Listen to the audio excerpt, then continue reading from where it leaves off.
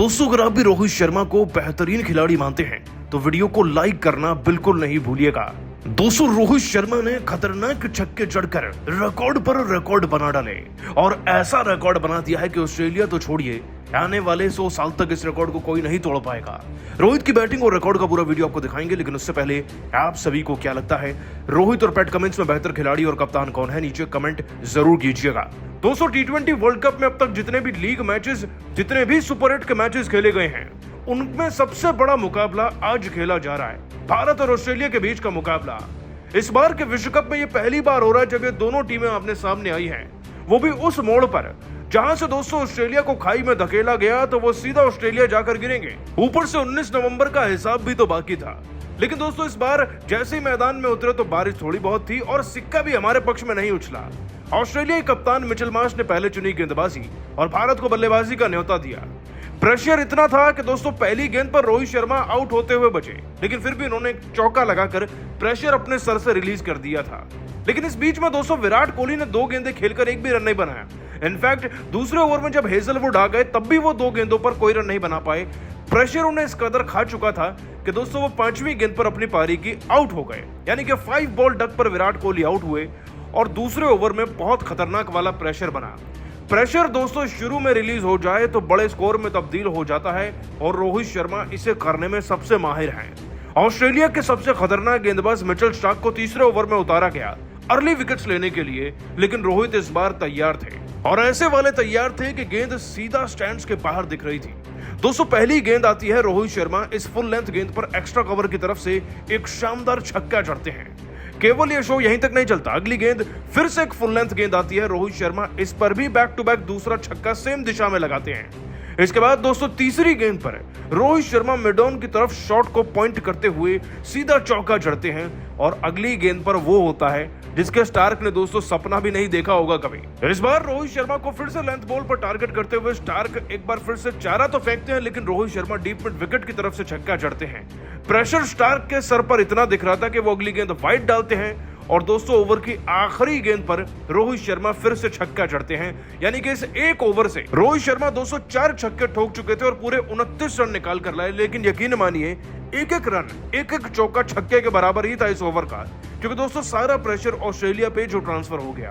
दोस्तों, रोहित शर्मा का strike rate उछलकर 300 के पार पहुंच गया और 4 छक्के 2 चौके लगाकर वो मात्र 10 गेंदों के अंदर 35 से 36 रन बना चुके थे। आगे मैच में होगा क्या पता, लेकिन रोहित ने जिस कदर स्टार्क को जवाब दिया, प्रेशर भारत के सर पे से रिलीज किया, वो बता रहा है कि रोहित शर्मा वर्ल्ड कप की ट्रॉफी को जीतने के लिए कितने भूखे हैं।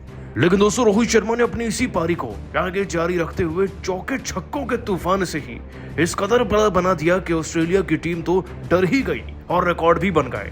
दोस्तों, रोहित शर्मा ने अपने अर्धशतक तो जड़ा ही और उसके बाद 41 गेंदों में 8 छक्के तो वहीं 7 चौके लगाकर पूरे 92 रन बनाए। अब इतनी बड़ी पारी बनी तो रिकॉर्ड तो बनने ही थे। दोस्तों, किसी भी भारतीय द्वारा खेली गई अब तक की सबसे फास्टेस्ट पारी है, सबसे फास्टेस्ट 50 भी रोहित शर्मा के नाम दर्ज हो गया है और इस बार के T20 वर्ल्ड कप में किसी भी भारतीय द्वारा लगाया गया इंडिविजुअल तौर पर यह सबसे तेज तर्रार 92 रन का स्कोर है। शतक नहीं बना तो क्या, शतक से बढ़कर थी ये पारी जो 19 नवंबर का बदला ले गई। इसके बाद दोस्तों सूर्य कुमार यादव ने 16 में 31 लगाए, हार्दिक पांड्या ने 17 में 27 और 28 दुबे के थे, जिससे बन गए 205 रन और 206 को चेस करना इतना भी आसान नहीं।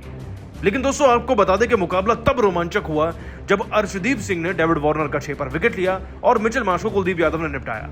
हाँ, ट्रेविस हेड ने थोड़ी बहुत देर के लिए डराया जरूर, लेकिन रनों का अंतर इतना ज्यादा हो चुका था कि 40 गेंद में लगभग 80 के आसपास रन चाहिए थे, जिसके बाद भारतीय गेंदबाजों ने पकड़ बनाई, विकेट्स लिए और मैच को जीता। एक बड़े अंतर से दोस्तों भारत ने मैच को जीतकर सीधा सेमीफाइनल्स में प्रवेश किया है, तीनों टीमों को हराकर सुपर 8 में। लेकिन ऑस्ट्रेलिया से बदला पूरा करना बहुत जरूरी था और दोस्तों ऑस्ट्रेलिया को हराकर मैन ऑफ द मैच बने रोहित शर्मा ने अपने बयान में जो कुछ कहा भारत देश के लिए वो आपको सुनना चाहिए। आपको बताया दोस्तों कि रोहित ने कहा, मुकाबले हमने T20 वर्ल्ड कप या इससे पहले भी बहुत जीते होंगे, लेकिन ये मुकाबला अपने आप में बहुत जरूरी था। इस मुकाबले को खेलने से पहले हर खिलाड़ी के अंदर 19 नवंबर की वो रात बसी थी जिसे हम आज तक भुला नहीं पाए। एक खिलाड़ी के तौर पर हमें मूव ऑन करना सिखाया जाता है, पिछले मैचेस के बारे में हम नहीं सोच सकते, लेकिन उस रात को हम चाहकर भी नहीं भूल सकते थे और उसी मकसद से मैदान में भी उतरे थे। ऑस्ट्रेलिया को केवल हराना नहीं था, उनको आज आईना दिखाना था। इसलिए विराट और मुझे एग्रेसिव तो जाना ही था। बदकिस्मती ये रही कि विराट आउट हो गए, लेकिन एग्रेसिव तो होना था। मौका मिला तो स्टार्क को पीटा, बाकी गेंदबाजों को भी पीटा, और मैं आज खुश हूं खुद की पारी से ज्यादा के बाकी खिलाड़ियों ने साथ दिया, समर्थन किया और वो भी एग्रेसिव हो गए, जिससे कि स्कोर 205 का था। और जब इतना बड़ा स्कोर बनता है तो प्रेशर अपने आप बिल्डअप हो जाता है। हालांकि ऑस्ट्रेलिया के पास कभी ना खत्म होने वाला लाइनअप है, लेकिन हमारे पास जो है एक स्ट्रॉन्ग बॉलिंग लाइनअप भी है, और उसने आज कमाल का प्रदर्शन किया। और साथ में 100 करोड़ देशवासियों का प्यार भी तो है हमारे साथ, उनका बदला भी तो हमें लेना था। उनके प्यार और साहस ने ही हमारी टीम को जगाए रखा इस पूरे मैच के दौरान, तभी हम इतना बेहतर खेल पाए, तभी हम इतना अच्छा कर पाए।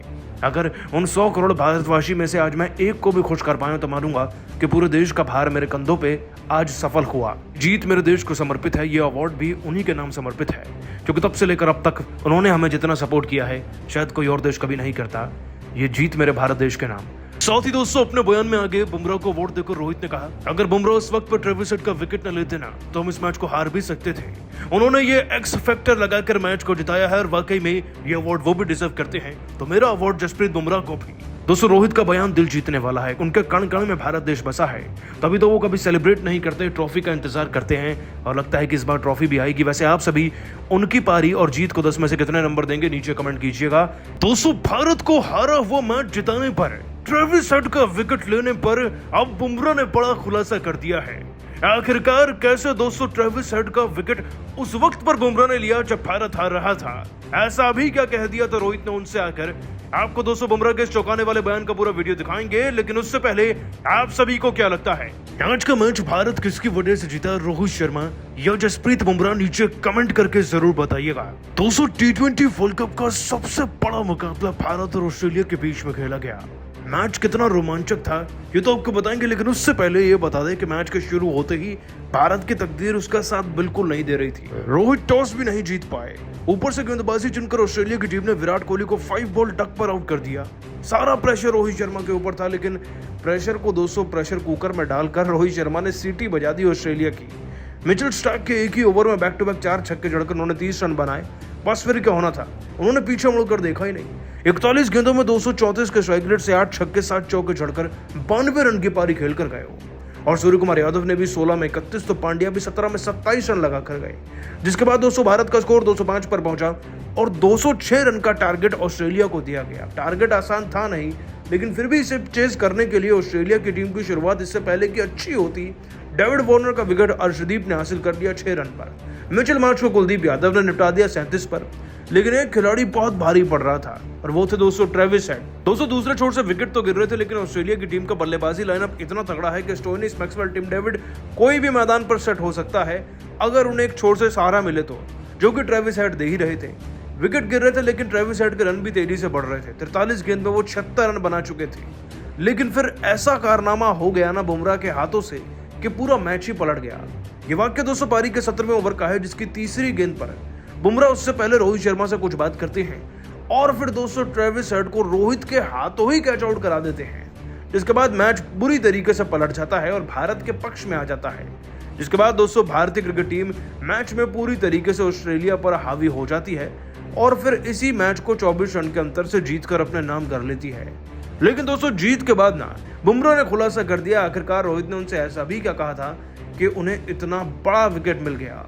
दोस्तों आपको बता दें बुमराह ने खुलासा कर दिया आखिर अपने बयान में उस विकेट का जिक्र करते हुए कहा, ऑस्ट्रेलिया की टीम के खिलाफ जीतना हर एक भारतीय फैन का ही नहीं बल्कि भारतीय खिलाड़ी का भी सपना था। भले ही हम हार जीत से मतलब ना रखें, हमें अच्छा परफॉर्म करना चाहिए देश के लिए और यही हमारा पहला लक्ष्य रहता है। लेकिन 19 नवंबर की रात हम कभी नहीं भूले थे।